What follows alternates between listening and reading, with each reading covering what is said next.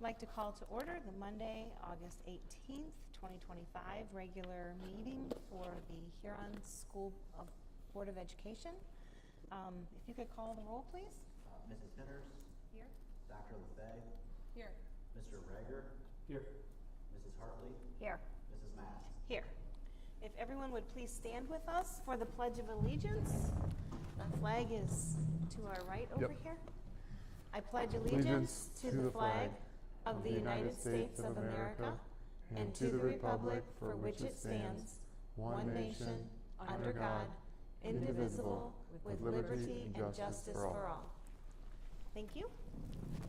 If we could have approval for tonight's agenda. So moved. Second. Okay. Mrs. Hinners? Yes. Dr. LaFay? Yes. Mr. Rager? Yes. Mrs. Hartley?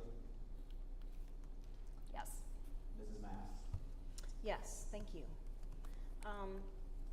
Item number 3 is executive session. We need a motion to go into executive session for the reason of conferences with an attorney for the board concerning disputes involving the board that are subject of pending or imminent court action.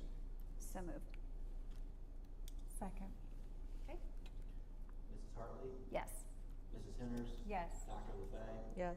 Mr. Rager? Yes. Mrs. Mass? Yes, thank you. We can just leave these here. Yeah.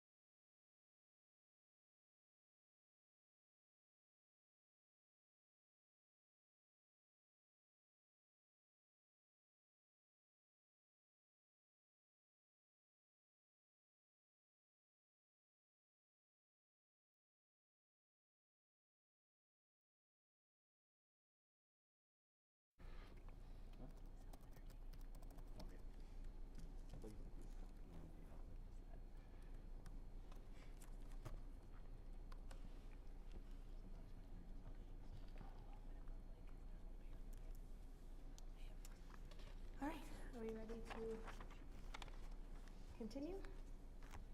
Okay, we're at item number 4, which is audience community comments. Is there anyone this evening that would like to approach the board? I don't have any forms. Okay, alrighty. We'll go to item number 5, administrative reports. So Grant, you're up first. Okay, perfect. Hello, everyone. I hope you all are having a good end of your summer as it's coming to a close here. Obviously, is that on?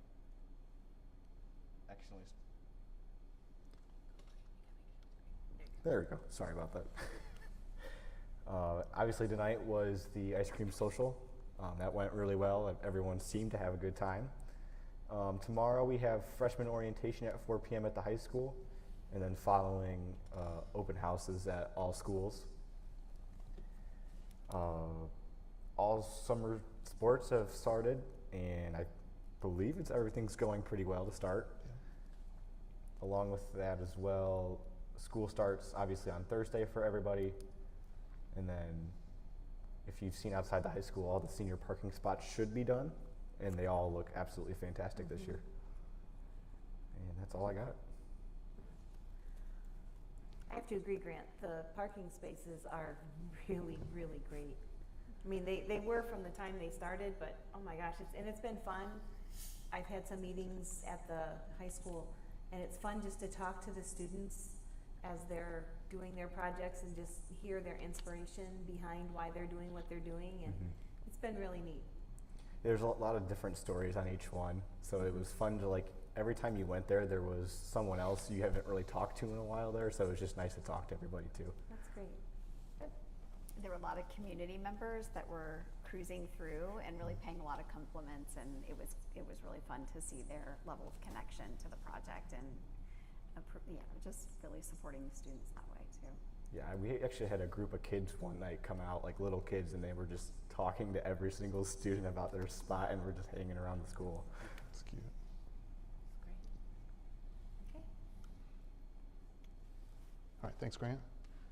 Julie? Okay, so green. All right.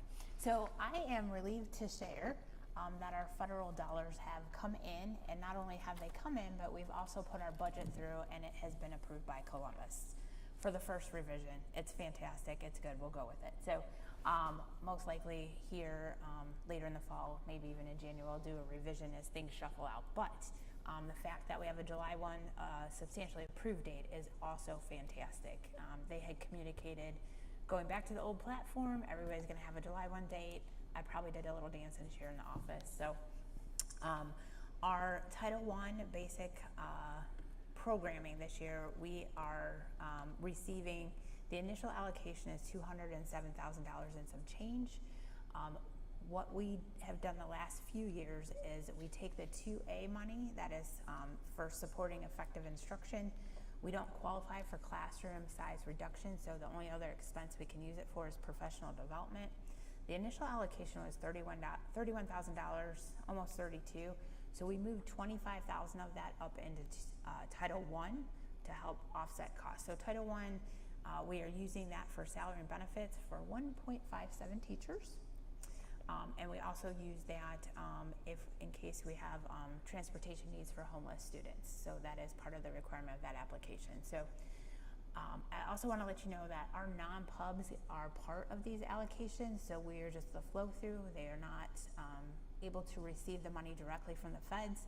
And so of that Title I allocation, we have $29,000 going out to them. So when you see 232, I mean, yes, good number, great, but just know about 29,000 of that is coming off and going to the non-pubs.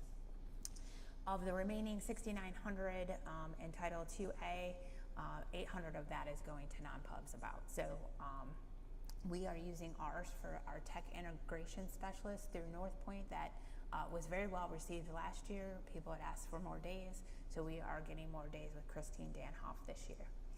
For our Title IV funds, it's supporting student supports and academic enrichment.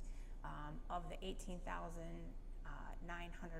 allocation, about $2,200 of that is going to the non-publics. The rest of that we will use for salary and benefits, to offset our middle school counselor position. So that account is for a well-rounded education, and there's a list about this long on things you can use it for. In the middle, probably number 16 through 22 are all things that have to do with social emotional well-being and things tied to what a school counselor can use. So we check those boxes.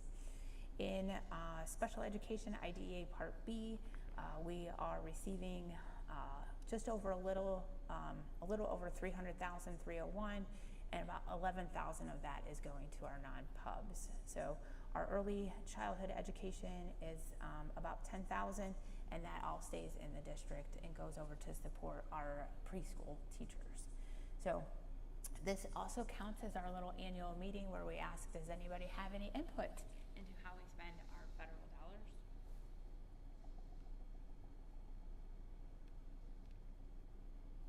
And now we're green again. Okay, so we also have built into our website a form where people can actually also leave thoughts on how we use it, how we spend it. At open house tomorrow night, our title staff will be over at Woodlands welcoming welcoming students, and also doing their parent meeting. So we are up and ready to go and looking forward to a good year. Great. That's wonderful news, Julie, because I know you guys were holding your breath. Yes. That's great. Okay. Anyone have any other questions for Julie? Mike? Right, yep. Through July, we were 1 month through the fiscal year, about 8% is where we should be. Total revenue for all funds, we did get part of our tax advance in August. It was like 2.9-ish, and then the remainder of it came today. So we received our fall tax allocation.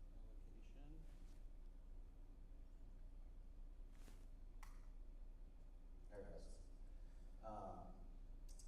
So yeah, we're sitting around 13% of our projections so far for revenues. Expenditures are 6 to 7% for all funds and general fund. Item B, we received 126,000 donations last month. 115,000 of that was put into the capital projects fund, and that will be used for the Woodlands walkway, sheltered walkway. And then there was a generous donation to the volleyball program as well as another scholarship fund. Julie kind of covered CU, the federal funds. On your agenda, I did list what I had originally presented at the July 7th meeting, and then what the updates were. It's pretty similar. We got actually a little bit more than what we had originally reported, so that's good. Item D, purpose statement of budgets. There were 4 that were submitted. I got to go back and look. I think we're getting real close to getting a lot of those in for the year.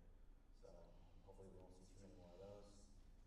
Item E is requesting approval to run the Greater Sandusky Partnership Scholarship through the Huron Memorial Scholarship. They had sent us a check and we had deposited it, realized that it wasn't one of the grants through the Huron Memorial Scholarship. So we actually ended up having to send that money back to them, and they went through another entity to disperse it, but then this will allow us to be able to accept those grants. F, we have a new USAS manual that came out at the end of May. So it's a lot of the coding on my end and where things go. So this is kind of a start. We're working through that manual. We have a year to get it all implemented. So this is kind of like that first little step. And there will be more throughout the year in order to get caught up with that manual. And then the other one is the 019-9226. It's for a pending grant. We haven't actually received the money yet. I just figured if we receive it between now and our next meeting, I'll be able to just take care of it and file that on there for approval. Some updates with House Bill 96. The deadline for this year is October 15th, and I think our October meeting is actually, I think it's October 20th. So I'm going to try to get that 5-year forecast presented to you guys next month to meet that October 15th deadline. So we'll have that for next month. And then the only other thing is I've heard from a couple of you, if anyone is interested, you email me, let me know after the meeting about Capitol Conference. It is, I think it's later this year than it was last year. It's November 16th through the 18th. So if you plan to attend, let me know. If you need a room as well. And that's all I have. Unless you guys have any questions. I did, when I met with James and Mike for the agenda meeting last week, I did ask James if it would be possible for the district to, we have these 2 anonymous donations. And I asked, I would prefer that we don't receive anonymous donations, at least not to the board. If they don't want to be known to the public, I understand that. But I think the board has the ability to know who these are coming from. So I think we're going to do that from now on. Yeah, we'll start moving forward. We'll add a notation in the executive section of Yeah. who it is. Yep. Yeah. Okay. Mike, I have a question. It just came up because seeing the new funds that were created, and I just was with some folks recently and mentioned something about the Sandy Lunch Fund with them, and they weren't aware of that because I think the conversation was kind of around how community members might help pitch in to help students cover different types of fees if it's participation in activities or athletics or things like that. And I didn't know, and we can follow up on offline, but just that there did seem to be some community interest from folks who may be interested in donating, whether it's the Sandy Lunch Fund or if there are other funds, or what would it take to create another fund if there are folks who are interested in supporting just general needs for students. Yeah, no, we can definitely set something like that up. And I don't know, maybe with the website kind of getting revised right now, we can throw some links in, and post some of the different funds we do have for supporting students. And we can have a list of that for sure. But yeah, if there's interest in setting up like a completely different type of fund for a specific purpose as that can definitely be done. Okay, thank you. Okay. Any other questions? Anyone else? Okay. I have one. Do we know where we're at on free and reduced lunch in terms of response and percentage, and whether we're expecting like more response and percentage in these next few weeks as school gets started? I don't know where we stand today. Mike maybe, but yeah, it's definitely something we look at as kids come back, as families come back, and we continue to encourage them. There is an online portal to do it, and sometimes that gives people pause. So then we also provide them the paper version, a little more manual entry on that on our end, but if that's what we have to do to get them signed up. So we'll continue to promote it, especially as like cafeteria workers or staff supervising students in the cafeteria. If, just reminding kids that, hey, this is an option, and really reminding parents that this is an option. So open house tomorrow, and then, other communications like that. Yep. Do we have didn't we have an incentive? Yeah, for last that year, last and year? we're doing it again. But last year we offered, if they simply submitted, and whether they were approved or not, but if they submitted that application, then they got the student 10 activity pass for free. So they could go to 10 events for free. Those are good at like both fall, winter, I guess spring too events. So yeah, we'll keep rolling with that incentive, and that did get a better response last year when there was that incentive. Yep. Okay, great. Okay. Right. Okay. Yep. All right, I'll start with the consent agenda items. So the first, letter A, is second reading of district policies. So there's 2 from last month that carried into this month. That promoting parental involvement policy that's in alignment with Ohio Revised Code. And then the other one is AI policy. There is no legislative requirement to have that, but we have that. We recognize that it's a starting place, and as we continue as AI itself continues to evolve, and our uses in school, both from an instructional and then student use, evolve, we'll probably be coming back to refine that policy to give it more specificity. And then letter B, in the spring, the board approved revision to determining grade point average. And this summer, as the counselors started working to make that conversion on transcripts, working with institutes of higher learning, so BG and CCP coursework, it was identified that one of the changes does not work with, it's in violation with CCP law. And so there's 2 pieces of CCP law. One would be that CCP credit has to appear on the transcript as it's issued by the institution. So if they issue, whatever letter grade they issue, then we have to have that on the transcript. And then the second part of CCP legislation is that CCP and other advanced coursework cannot be distinguished, cannot be treated separately. So that originally came in when CCP first came out. Districts were saying, we'll wait AP classes, but we're not going to wait CCP. In an effort to push kids or keep kids in those AP coursework. But the language is the language. So B is a recommendation to revise that so that we're fully compliant with the law. C and D are cooperative transportation agreements. We've done these, I think, 2 years. This will be the third with Perkins, and now Sandusky also has interest because they have students attending similar programming that's a distance for us. So a 3-district sharing of service there. Letter E is the annual CCP agreement with Cuyahoga Community College. Majority of our students go to BG Firelands, but occasionally we have a student take an online Tri-C course because it's one that BG Firelands doesn't offer. So that's on there. F is this memorandum of understanding, I'm sorry, for supplemental proposals. So this is worked through with the union.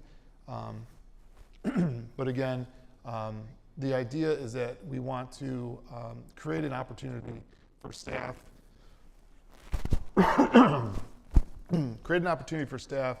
to develop engaging student interactions, opportunities that students are interested in beyond the classroom. So sports, the arts, those are ones that we've had long-standing, but we are feeling that there's additional experiences that staff could provide, and students have interest in that. So that is that. Letter G is an agreement to use Margaretta's natatorium. So this is actually for both the middle school, junior high, and high school swim programs. So we would have access to their pool, and still working out some of the details, but this is the framework for having that agreement. So there's that. H is the bus routes for 2025, 2026. No significant change. We're still running with the 5 routes and the 1 special ed route. We have factored in inclusion of high school riders that are requesting service. At this point, I think we're up to 22, but we're going to be able to provide them the service. And there are, well, I'm going to talk about that in a little bit. But so that's the routes. Certified personnel. So our 1 school counselor in early July provided her resignation. It was after the July meeting, so it's on there now. And then we have some additional hours for training that people attended. With the school counselor's resignation late in the summer, we were able to find a provider who is interested in only working 3 days a week. So she's worked for us before, she's returning to us, and it's going to help us carry through the school year until we can have a posting during sort of the recruiting and hiring season as opposed to late summer. And then with that, she has extended days. So Trish Rose Kelly will have 5 extended days, and then Chris Shirley came in early in July to start working on some of the work to prepare for the school year. So 10 additional extended days for her. So still the same total extended days for that department, just split up a little differently. We have a salary advancement based on additional studies that have been completed. Summer project that was funded through 2A. And then extended days for the assistant band director, that's down in the supplemental section. And then approving advance from part-time to full-time for Ashley Tapp, so she could serve as our next kindergarten teacher. So we're excited to have her moving into that full-time role.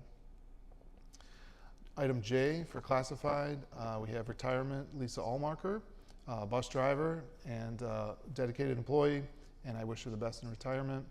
Diane Gaydosh, she's going to continue service as an educational aide, but she was doing 2 hours in the cafeteria and she wants to no longer do that. Linda Farrer was educational aide, and then Cynthia Studer is currently the high school secretary, and she's looking to move into the educational aid and cafeteria worker contracts, so she's going to resign from that high school secretary position.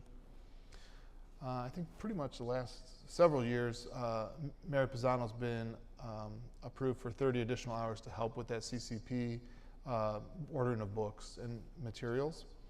And then Dave Buszczek continuing on as the onboard instructor, and then the stipend for that additional responsibility and leadership. Jennifer Johnson continuing on as the food service lead, and again, for those additional responsibilities outside of her contracted day. We have the Tiger Kids Club, so Jennifer Johnson will be the coordinator for that. And then down below, we have 3 monitors that are approved. So between her and Mr. Crucible, they'll schedule their work schedule for the week or for the month. Cynthia Studer, that educational aid and cafeteria worker contracts. And then 1 sub, and this is one who's interested in learning more about being a bus driver. So we'll get him in training and coursework and all that. Personnel item K, we have supplemental contracts, and so some of these are continuations, and then some of these, the Biddy cross country and track, the special choir, and the Power of the Pen. Those are 3 that have been restored. So it's been 10 years plus that those haven't been filled. Staff presented a proposal to restore them, and last meeting or 2 meetings ago, the board approved restoration, and so now you're approving the assignment of those people or of those contracts to the providers, to the employees. And then last, item L is stipends, and those are all for the IST intervention support team coaches. So 1 in each grade level, and we've already approved several. These are I think the last 3 that we had to approve. I think so. So any questions on the consent agenda items? A question on the high school determination of GPA, the language. Where does that appear? Will it appear in the handbook, or where will that information be communicated? Yeah, so it'll be in the handbook, and then with the change now and handbooks having already been published, we will push this out to families so they have understanding of the change and go from there. And we will make sure it's in the handbook. I think the version that was uploaded might not have been the most current, but yeah, it'll be in the handbook. Okay, Yep. thanks. Sorry. No, you're good. Regarding the high school counseling, I mean, obviously Chris is going to have then like a tremendous amount on her kind of shoulders, given the timing of and the change. Is there, and I ask this as a question because I don't know, is there the possibility to bring in administrative support for her, even on like a temporary basis? I assume there's like tax season for guidance counselors, like certain tasks that involve some things that only Chris could do, but probably some things that like she could use help doing. And I critical position both for like our kids that are looking to move on with their college and careers, but then also like the day-to-day stuff, right? And so just, you know, wanting to be mindful, I guess at the board level, that Chris has whatever support she needs, you know, to really help. And it sounds like it's a great first step to have some part-time help coming in, but it seemed like Mary and Chris were pretty busy full-time, and that we may be coming up a little short going into this year on counseling support. So maybe that's something we're still figuring out, but I raise that as in part like someone with a junior, Yep. you know, who's probably going to be a needy, you know, but also being mindful of, I mean, Chris is an important resource for her, and I think we want to retain her and keep her engaged, not burn her out this year. Yeah, for sure. So we've talked about those things. We're going to continue to monitor. The initial response was, you know, additional hours for administrative service.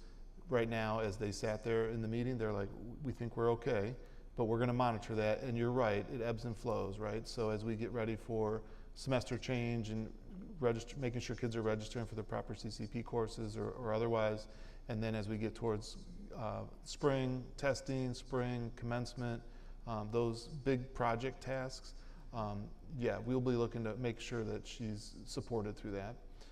The two counselors have talked about grade level assignments, and so they're going to continue with the grades that Chris Shirley had, and then they roll up each year. She's going to continue with those same kids. Both counselors felt that that was important with the relationships that they've built with kids. So that's in motion too.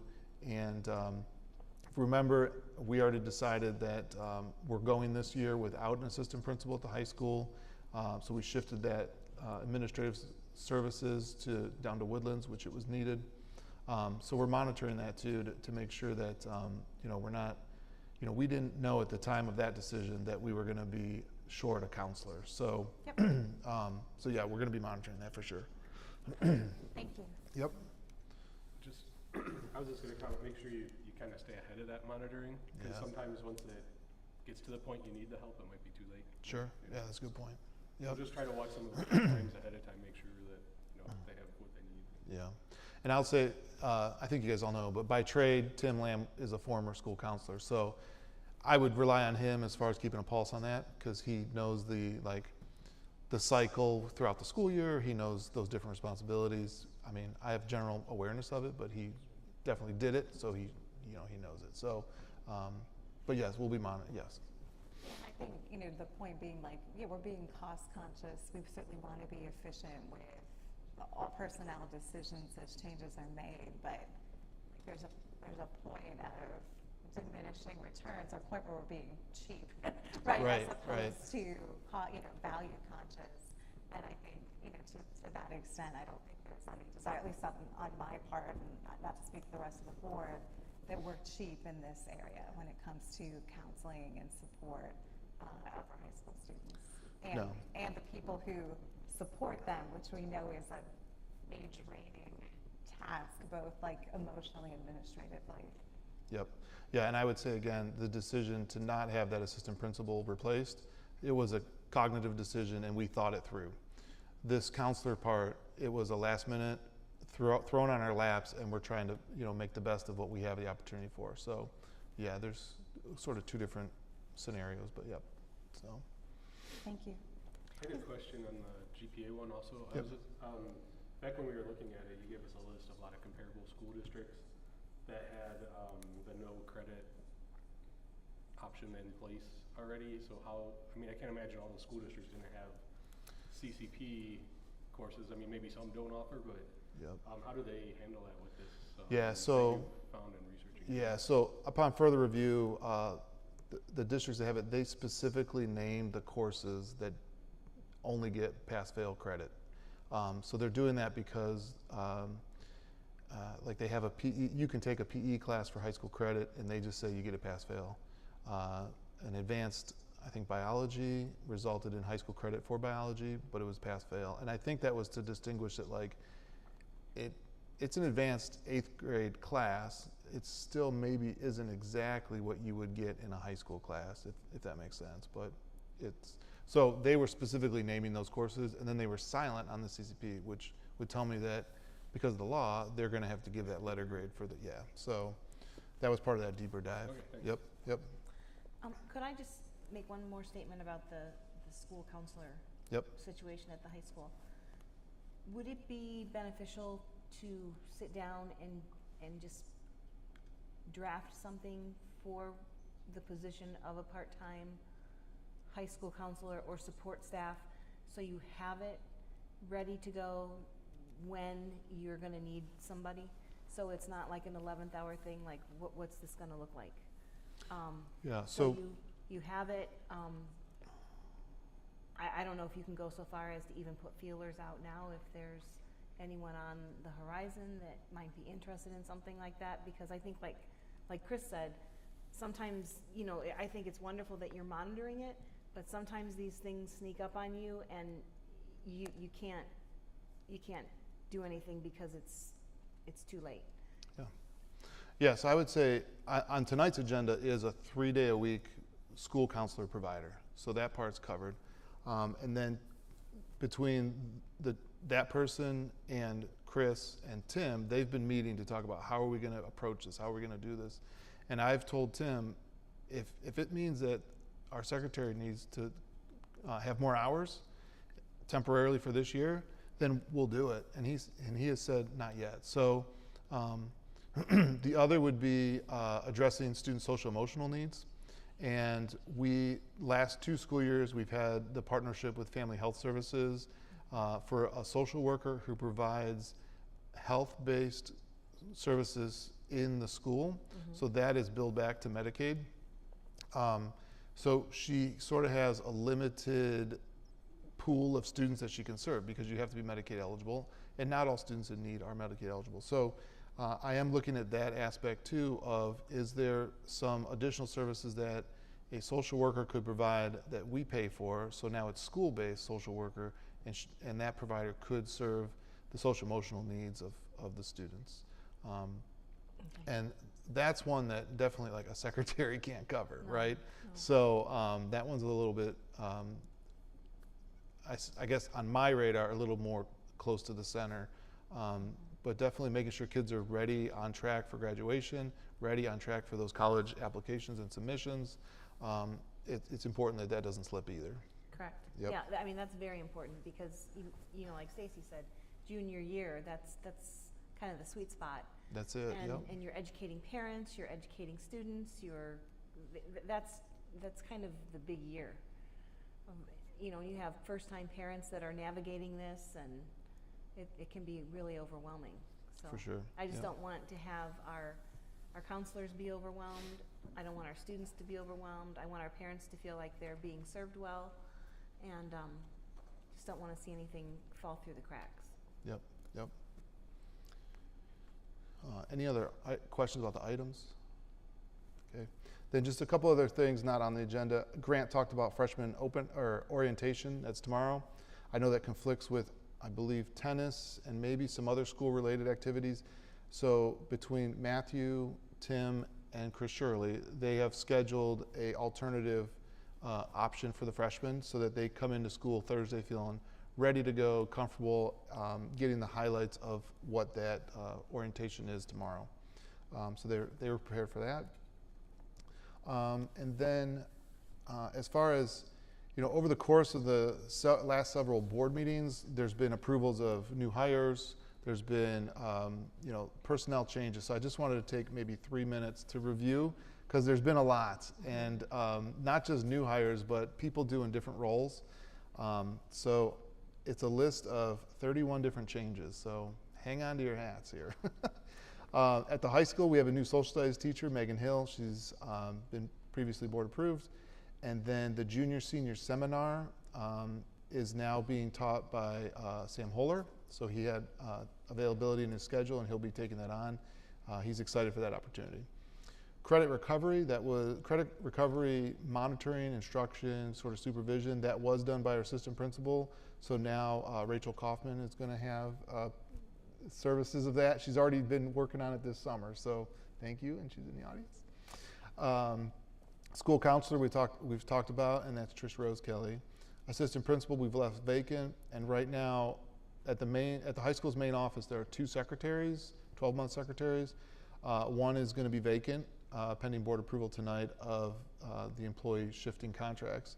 The posting's open, and we're recruiting interest. Contractually, we have to have it open for 5 days. In the meantime, until the long-term replacement is found, Tim knows that he can get secretary services and go from there. Shared between the high school and McCormick, because of a resignation, we have a new health and PE teacher, that's Kyle Konupke. And then we also have a new school counselor, and that's Bailey DeFazio, so she'll be at McCormick here. We also have a new intervention specialist, Amy Jeremy.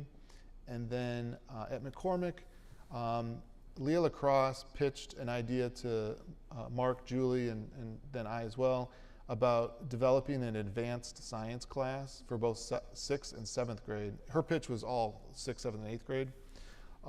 So this coming school year, she'll be teaching an advanced 6th grade and 7th grade science course. And then the idea is in the following school year, it would be 6th, 7th, and 8th. And so because of that, then our 7th grade science teacher is going to pick up a second subject. So he'll still teach the 7th grade science, but then he'll also pick up a math course.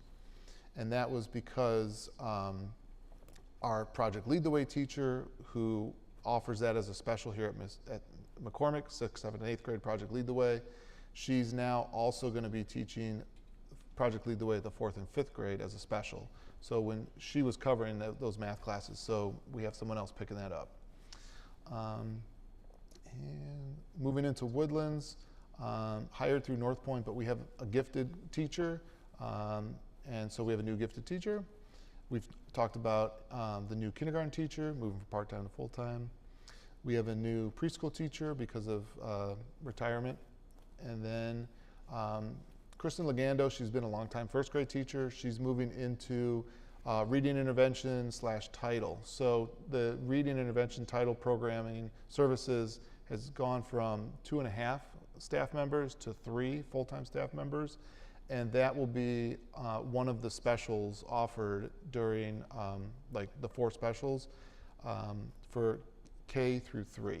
So K through 3 will have extra reading intervention, and then 4 and 5 will have Project Lead the Way, hands-on exploration learning as that 4th special. So still music, art, and PE, and then those other 2 for those. 2nd grade, Sarah Reading has moved into that position, left open for retirement. And then 4th grade, so last year we had 3 4th grade teachers because that was a small class. Next year, 5th grade will have 3 teachers. And so Meg Ferguson, she's been a long-time 5th grade teacher. She had interest in 4th grade, and so she is in 4th grade. And then the idea is that as that class then moves into 5th grade and they have to go back to 4, she's already said she'd like to go back to that. So not official, but that's sort of the plan. And then assistant principal, so we've hired Jess Taylor as assistant principal. 1st grade, we had 2 new teachers. One was from retirement, and the other, because of the reading program. So that's Laura Pinninger and Alex Treadway. So they're both moving from kindergarten into 1st grade. They're going to have a lot of the same students they already have. So there's like a philosophy of education about looping, and there's studies that say it's really good and effective, and there's studies that say it doesn't. So not by design, but we will have a kind of a mini study of, at least for some in there, looping. So we'll see how that goes. We have a little preschooler coming in who is learning American Sign Language. So we have a provider for that. And then we've had a North Point resource room for special ed needs. At Woodlands, we're having a second one. So when we had Shawnee open, there was one there. When we closed Shawnee, they relocated, I think, to a neighboring district. I don't remember where. That's coming back to us, which is great. So it'll serve our kids. It'll serve some neighboring districts' kids. So part of that sharing resources that is kind of the buzz right now in Erie County. And then the icing on the cake there is that when our kids are in that program, if there are opportunities to include them with typical peers, they're being included with the typical peers that are in their neighborhoods, in their community. They're their own neighbors. So just a little more authentic there. Also at Woodlands in the kitchen, there's a new assistant cook and a new kitchen worker. And then I talked about, so we have 3 sub-bus drivers. They do not yet have the certification, so they're working on that. They're getting close. But we are starting the school year with 5 routes and the special ed route, so 6 routes with only 5 certified drivers. So we'll be back, Mr. Carter and I will be back behind the wheel to start the school year. Some of these people are working through the coursework though, so hopefully here soon in mid to late September, they should be up and running. And then we do have a registered behavior therapist. She'll service district-wide. She's been meeting with Dana Christopher quite a bit, planning for the school year, but she'll be with us full-time. And then we also have a new school resource officer. So the city has appointed or assigned Officer Brian Clayman to be our school resource officer. He's been with the force for, I want to say 10 plus years.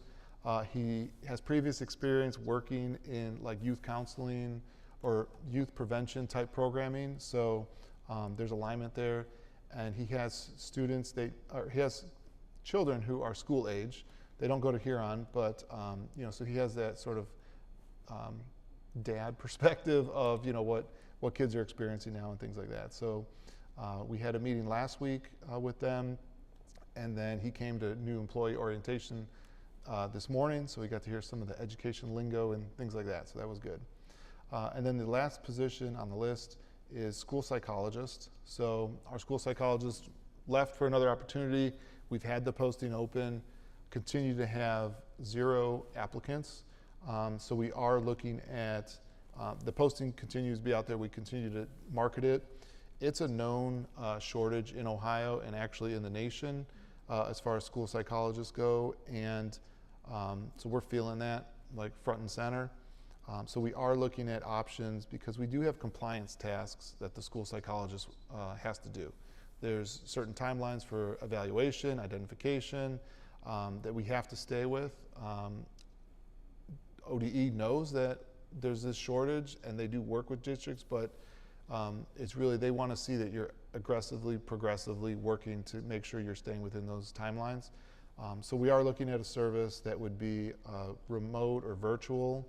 I don't get excited about it, but when I think about the compliance pieces that we have to do, that's an option we're looking at. So we're still working through that, but Dana and really Amy too have their eye on those evaluations and due dates. We're not going to let one slip by. So, but yeah, so again, a lot of changes, a lot of internal changes. I would say all of these were done through either expressed interest or applying for a posting. So really no force, which is good. So when you have a need and then there's someone with interest in providing that service, it just makes it that much better because they're there, they're where they want to be, and they're going to excel in that. So, so I wanted to share that. I don't know, are there questions about that? I know it's quite a bit. All right. A lot of stuff. Yeah. And then last is on Wednesday, we have all staff convocation day coming back to school. So that's the annual welcome back. And this year we'll have it here at the auditorium. It'll just be here on staff. I know a couple years ago we partnered with another district. But we will have legal counsel in to talk about the themes around the Code of Professional Conduct and board policy that relate to that, and then also FERPA. And really in my August 1st letter to staff, I said, here's what we're going to be talking about, and for most of us, it should affirm what we already know. It should confirm what we already know, and we're still going to be attentive to see if we learn something new. So I think we're a learning institution, and so people should come with that open mind, ready to learn, ready to reflect on past behaviors, and think about if there was maybe something that didn't necessarily violate, but it could be done better. So that'll be the focus there as we come back. It's important. It's important we do it. We want to keep the conversation going. We don't want to focus on it so much that people become like tone deaf to it. So the admin team and I have been talking about ways to keep the conversation going, keep it in an engaging way, just so that, like we talked about at the work session, in a factory setting, they have staff meetings and they always start with safety protocols. So that's sort of a model that we can try to replicate with regard to those topics. And then that's it for me, unless there's other questions.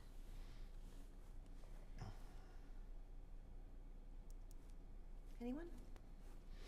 Okay. We need a motion for the approval of the consent agenda, items under 5 through 7, please. So moved.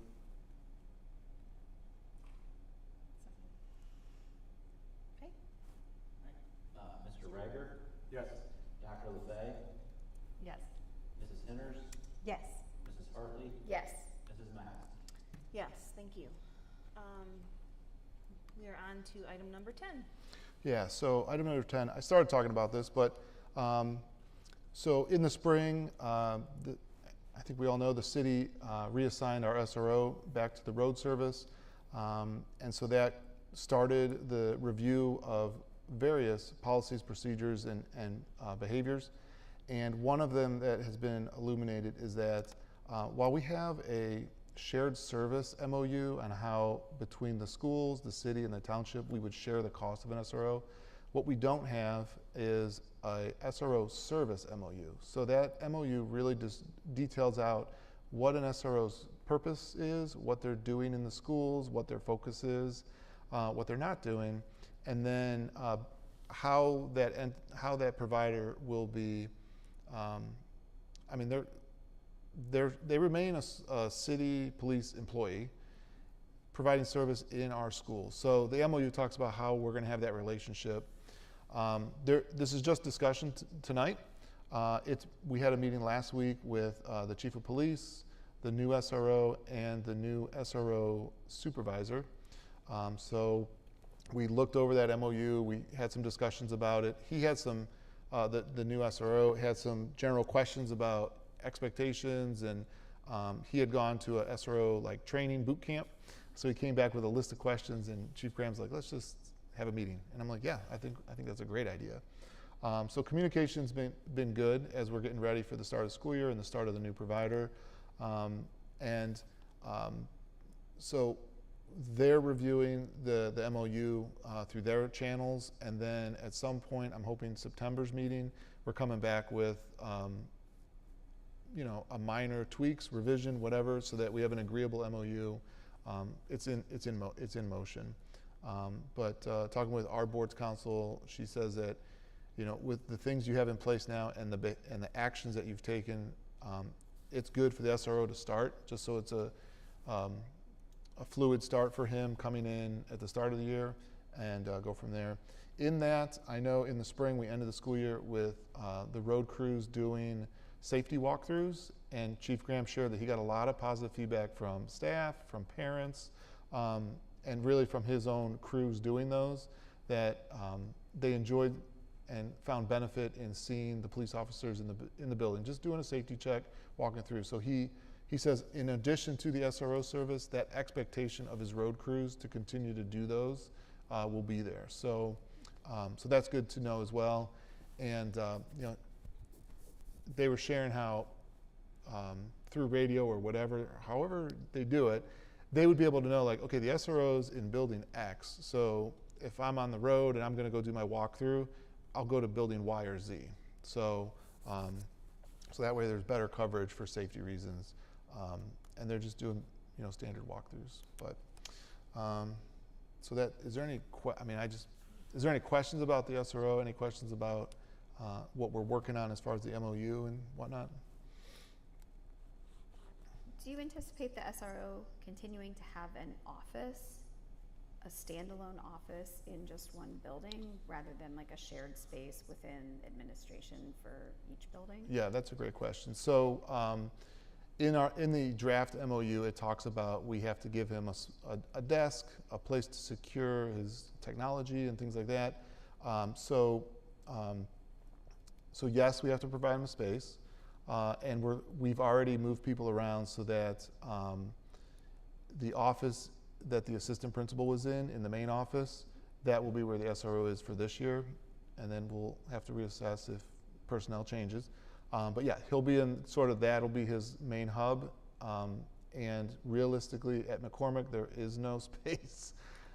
It's full, and really same with Woodlands too, it's full. So that's the space he's gonna be in. And as we're all living it in the central office and the high school, it's really not a confidential space. So not that, so yes, to answer your question.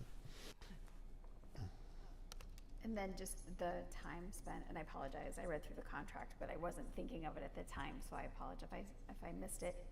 Will there be some type of, without saying like it's gonna be here, here, and here these days, but some idea of how the time will be spent amongst the buildings, realizing there aren't many students in the high school building on a given day, with everybody off for CCP or Eddie Hovey. Yeah, I would say that was actually question number one from Officer Clayman. And when we talked about, we're like a third, and he's like, yeah, that makes sense to us too. So really a better balance. I think in the past, when the high school had the old entrance, or the old entrance and the old main office, and there was that safety vulnerability, especially with CCP kids coming in and out. There was a feeling that there was more presence needed there. But now that we have the secure entry vestibule and those improvements have happened, I would say that's no longer true. And so the goal is a third. So yeah, because programming wise, DARE is now done in the in the fall of 6th grade. And then there's programming like police officer interaction, things that high schoolers have to do. So some of that might pull him to a building a little bit more, but really the expectation is a third. Yeah. I know one of the things we talked about this spring was perhaps like ensuring that the SRO position was focused on the SRO task solely, and maybe limiting supplemental employment opportunities for that position so that we had really clean lines and understanding about the board and the district's relationship between that individual, right, and the school district. Have we given any more thought to how that might look going forward? Yeah, so that specifically was not discussed with the PD when we had our SRO meeting, because that's going to stay with me. As far as if that recommendation comes to me from an administrator, it's a DOA, dead on arrival. Like, we're not going to do that anymore. It does cloud people's roles when they're holding too many or wearing too many different hats. So it's going to be cleaner for everyone involved if we just have it that clean separation. And so yeah. Thank you. Yep.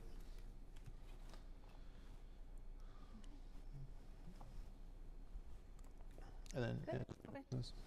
Any new business to come before the board?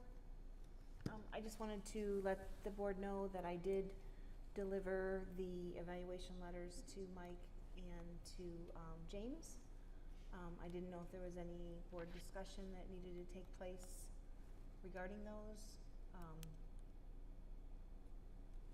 If there was any kind of compensation that we wanted to discuss with the evaluations.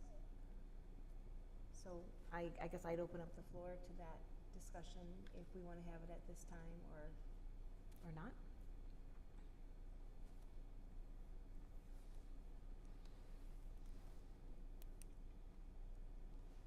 Okay.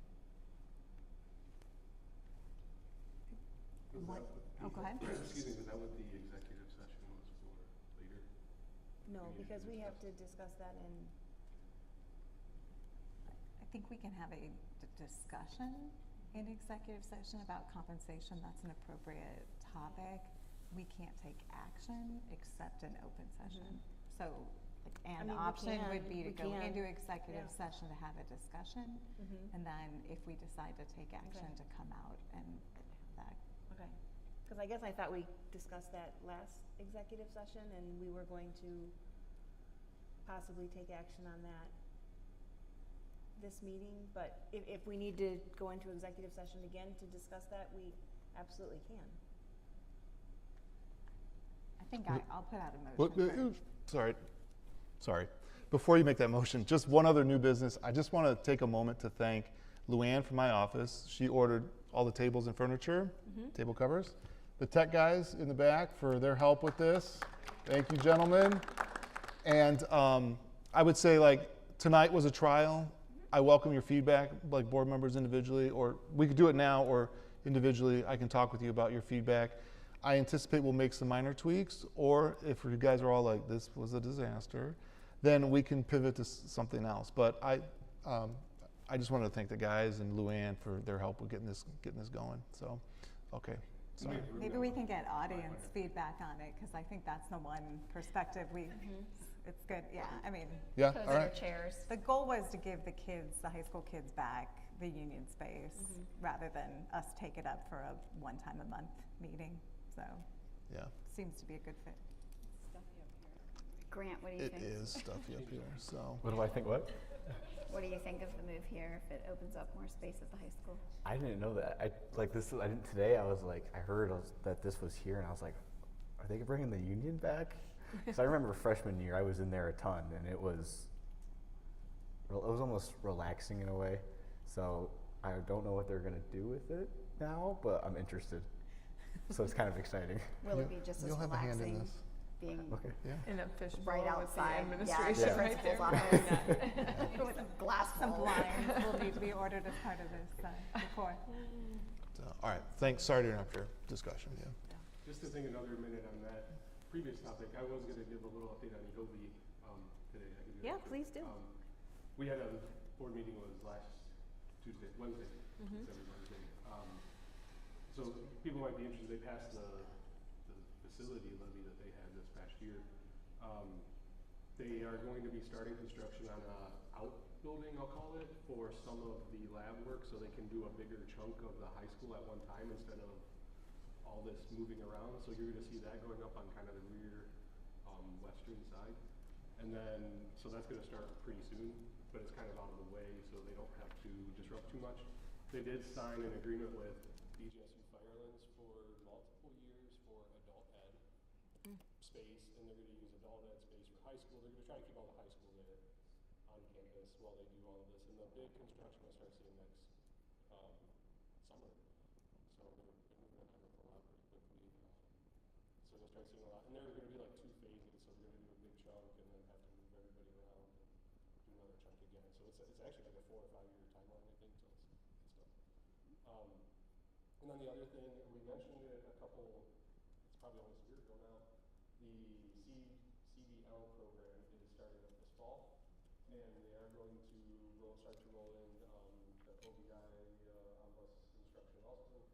So there might be some, efficiencies there or sharing of both. I know you said OBIs were a problem in the past, and then also getting people the licensing. The endorsements. Yep. Yeah, that's awesome. They're just starting that up with a small group, and then they already do have a like 200 person wait list for Really? CDLs, but they said they would prioritize partner districts with school bus moves too once they get going. That's great. So, yeah.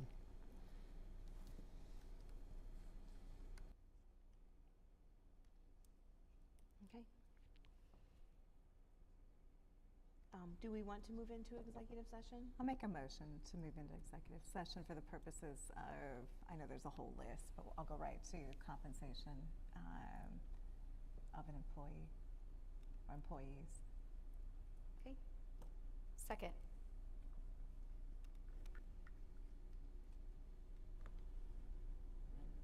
Mrs. Henners, Yes.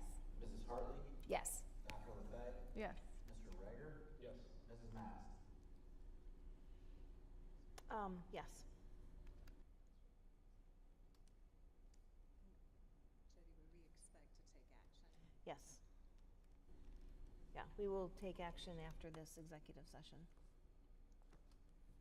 All right.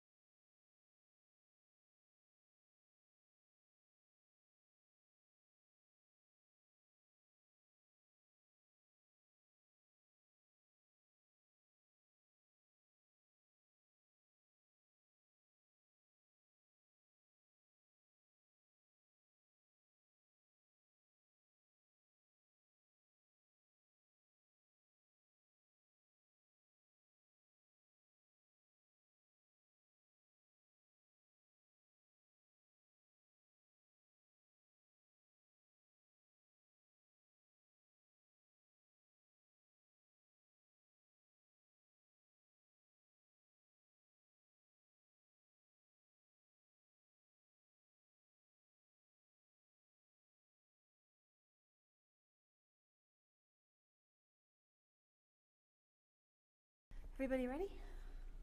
Okay. Do we need to make a motion? I'll make the motion. Okay. I'm going to do separate motions, I think. Does that make sense, or can they be together? I think they can be together. Can I do compensation on 2 positions? Okay. In recognition of performance that met or exceeded expectations for the past year, the board would like to propose awarding to the superintendent and the treasurer special bonuses in the amount of $2,000 each to be paid at the earliest possible pay cycle. That'd be a one-time payment. I second.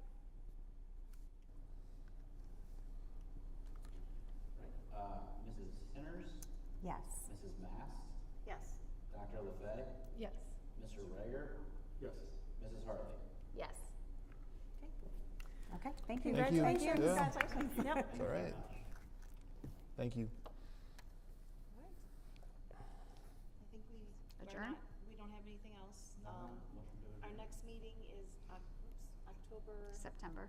September. I'm like already in October. You're jumping. September 15th here.